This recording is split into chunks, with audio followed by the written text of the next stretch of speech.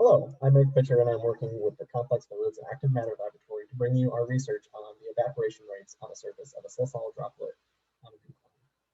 If you were to spill, say, coffee on a table and not immediately wipe it up, you may notice that it leaves a very interesting ring-shaped pattern once it dries completely. This phenomenon, known as the coffee ring effect, is interesting because you would expect the deposition pattern to be more even. The fact that it is a ring tells us that water is flowing radially outward as the droplet evaporates. Beyond the novelty of drying coffee, understanding precisely how fluid flows within this droplet can lead to some very exciting discoveries and methods, ranging from DNA mapping, inkjet printing, crystal production, micro and nano-scale manufacturing, and cheap tests for diseases.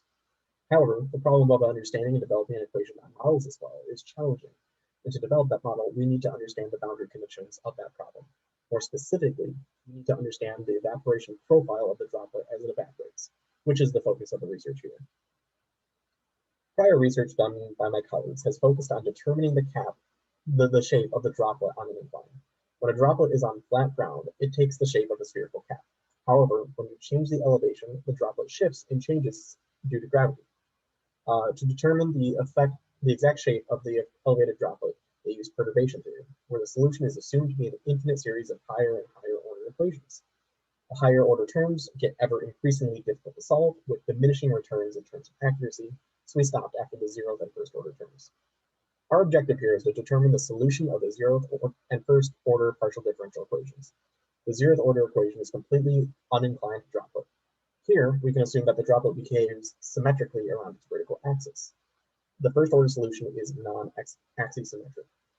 From here, we make a few assumptions and formulate the boundary conditions.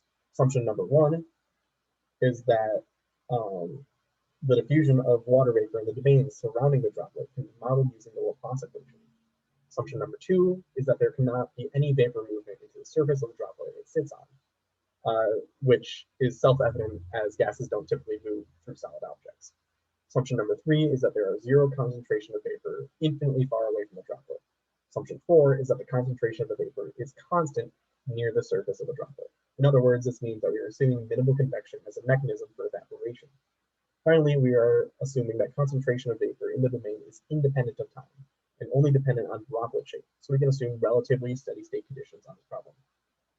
Because the droplet is a spherical cap shape, toroidal coordinates is well adapted for this problem. In toroidal coordinates, surfaces of constant alpha are toruses centered on an origin, surfaces of constant theta are spheres offset from the origin, and surfaces of constant phi are planes at an angle phi. Solving the Laplace equation typically involves a method known as separation of variables, and applying it to this equation results in 3 different ordinary differential equations that are possible to solve. From there, we insert the boundary conditions and obtain these 2 equations, where n and m are constants that are functions of an eigenvalue tau. We use numerical methods in MATLAB to solve for those. The results are shown here, with 8 plots indicating the relative evaporative flux, J0, across various conditions we may find a droplet in. Beta indicates the inclination of the surface. Eta C is the contact angle that creates a droplet.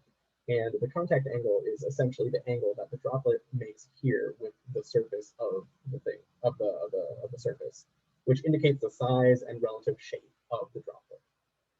And then this BO, bond number, is a dimensionless value which states the relative strength of the effects of gravity compared to surface tension in the droplet, in a sense determining how deformed a droplet becomes due to gravity. So in summary, the evaporation profile was solved using common methods for solving partial differential equations, and numerical calculation was done in MATLAB to determine the physical quantities that this analytical solution takes. Thank you for your time.